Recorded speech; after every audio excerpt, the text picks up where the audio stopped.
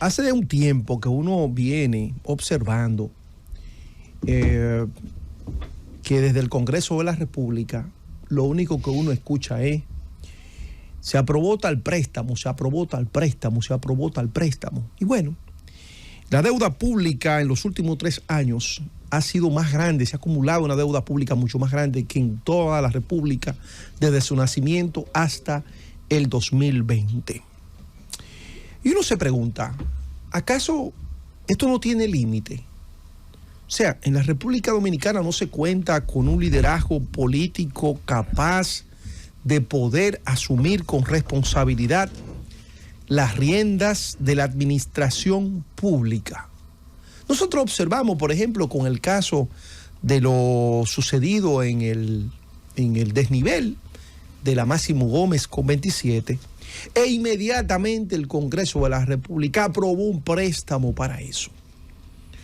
En tiempos anteriores pasó una tormenta, inmediatamente un préstamo para atender las personas que fueron afectadas por esa tormenta.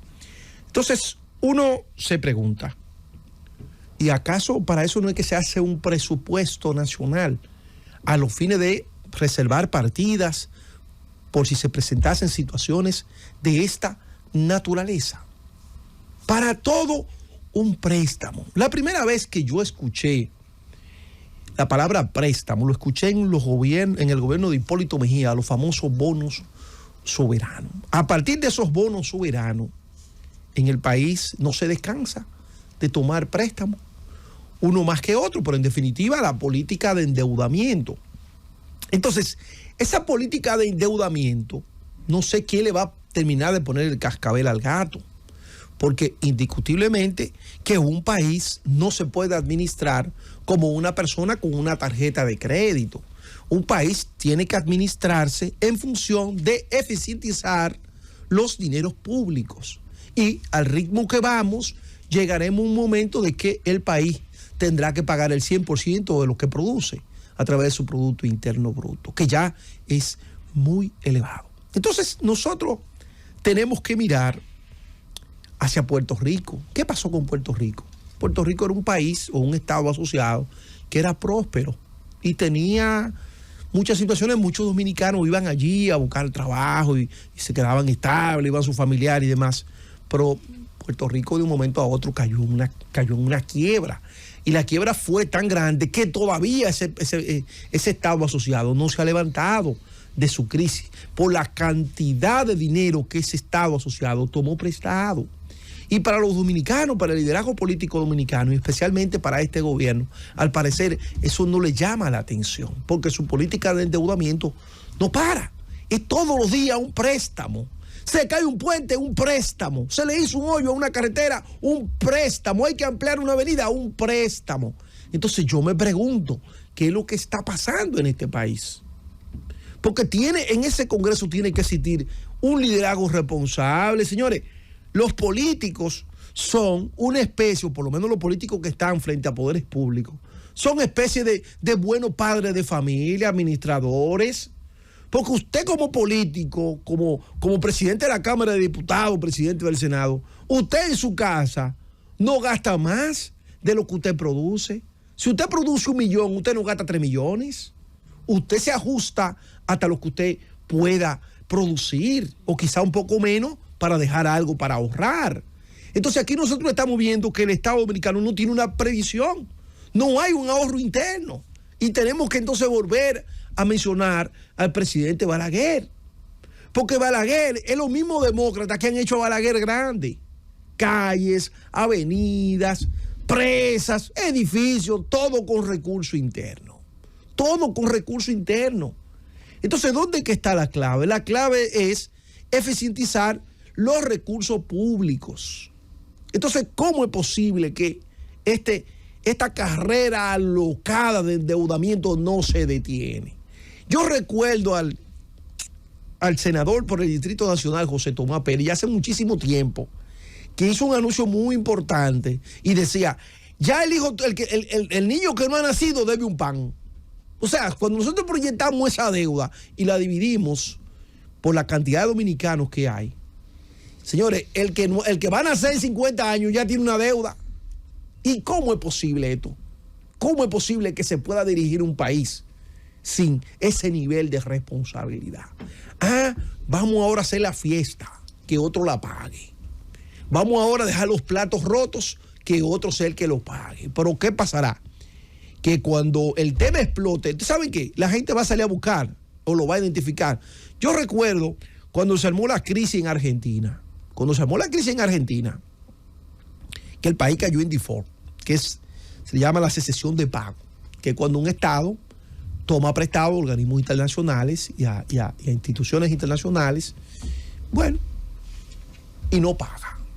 Entonces después esos fondos se terminan vendiendo a fondos buitres que le caen encima al Estado, se van a la Corte de Nueva York y taman un lío del carajo porque te congelan cuentas, se te meten por aquí, se te meten por allí, te hacen una situación realmente bien difícil como Estado. Pero ustedes creen que la gente identificó, la gente ya sabía quién eran los responsables y esos responsables en ese momento no estaban gobernando, pero ya la gente lo convirtió en político proscrito. Y hoy en Argentina, cuando hablan de esos políticos, es como si usted estuviera hablando de una mala palabra. Entonces muchas veces creemos que el que viene atrás, que se coma la cuava. No, porque ahí está la historia, ahí están los hechos. Entonces yo reflexionando, digo, pero ¿será que este mal de ir incrementando la deuda pública está atado o conectado directamente con el tema de la reelección presidencial? ¿Es acaso el tema de la reelección presidencial la que ocasiona todo esto desbarajuste en nuestra economía? Porque yo pienso, por ejemplo, de los 3 gobiernos del presidente Fernández, ¿ustedes saben cuál fue el mejor gobierno? El gobierno del 96. ¿Ustedes saben por qué? Porque no hubo reelección.